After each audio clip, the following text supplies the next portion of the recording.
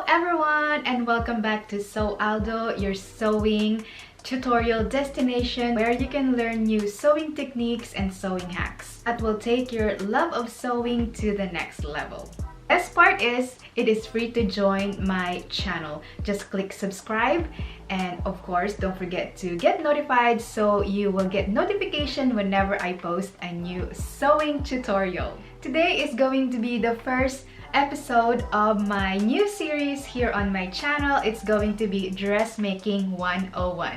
My vision for this series is to educate you if you want to learn how to sew or make your own clothes.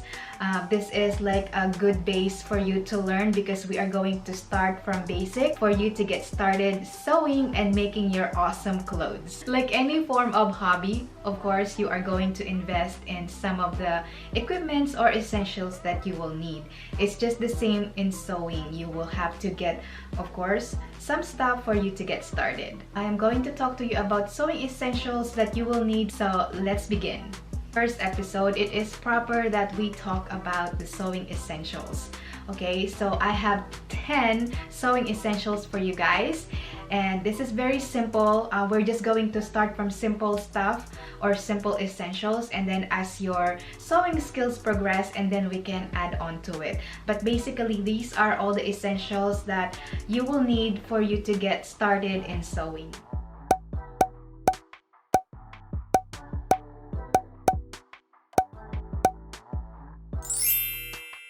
So now let's talk about the sewing tools and supplies that you will need.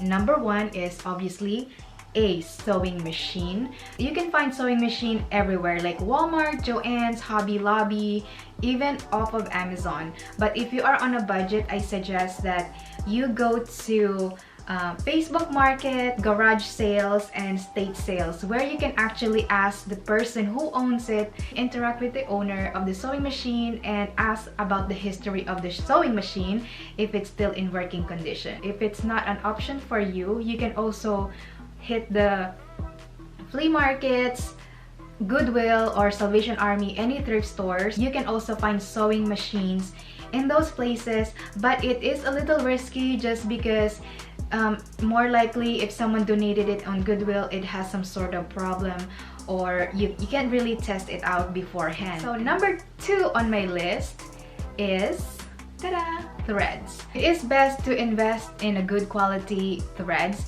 just because sometimes if you buy cheap threads, it's going to keep on breaking while you're sewing, and most likely the garment is going to be easily ruined just because of poor quality thread. I suggest to buy those when they are on sale in Joann's or any stores really.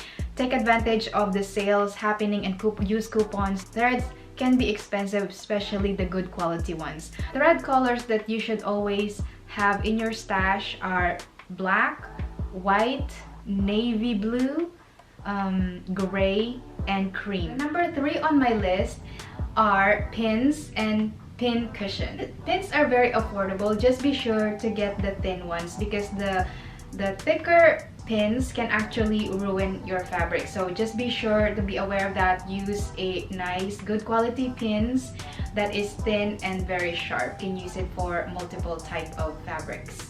Pin cushion is obviously self-explanatory, so you have a place to put all your pins so they are nice and organized and not scattered everywhere. You can buy pin cushions, by the way. I think they're like around $5, but you can easily make your own. I have a tutorial on how I made this beautiful pin cushion right here. I was looking at it, it's right over there. Number four on my list are marking tools. Don't splurge on marking tools. Use crayons and pencils. The crayons are washable, okay? Because marking tools can be really expensive, and for the most part, like me when I was learning how to sew, I didn't really use the fancy marking tools one. You can get those nice marking tools such as water-soluble pens, the disappearing ink pens. Those are nice, but they are expensive. But for me, I prefer to use washable crayons. Not only they are cheap, and they are also cheap.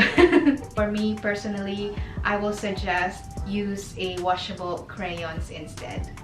Number 5 on my list are styling rulers. So styling rulers hip curve and French curve. Those are very essential when you are drafting. French curve is you use it when you are making like curve on the armholes, necklines, hip curve obviously for the hips. And I have this one here, styling ruler. It is like 3-in-1. A ruler, hip curve, and a French curve. I got it from Joann's. I'm going to have the links in the description box below. Hey guys, if you're enjoying this video, be sure to give this a thumbs up. Alright, now let's move on to my number 6 on the list.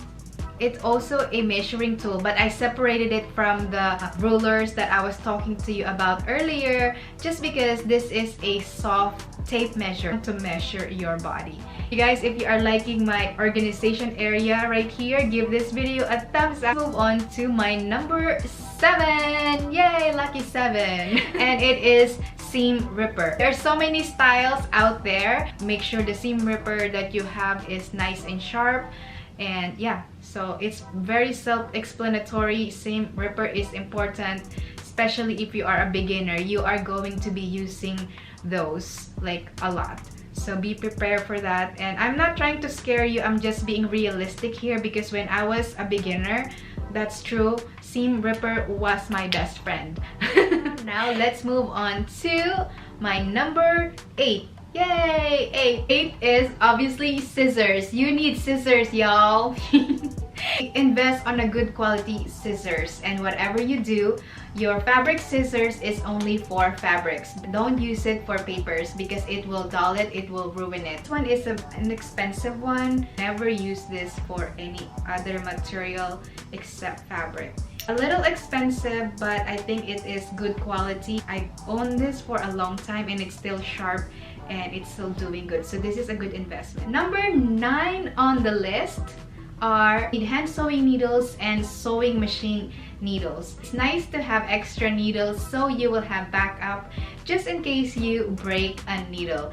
The worst thing is you are in the middle of a sewing project and then needle breaks, and that's it. It will delay your project. For my number 10 is a paper.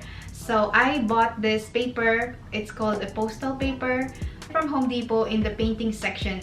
You use it to line the floor when you are painting, but I find it useful when I'm making some patterns. If you don't want to get a postal paper or any paper for that matter, you can use gift wrappers and newspapers. But this one I will recommend because they are thick and they are fairly affordable. This roll right here will last me for a long time. Guys, so these are all the sewing essentials that you will need to get started in sewing. If I miss one, feel free to pop your comments down below.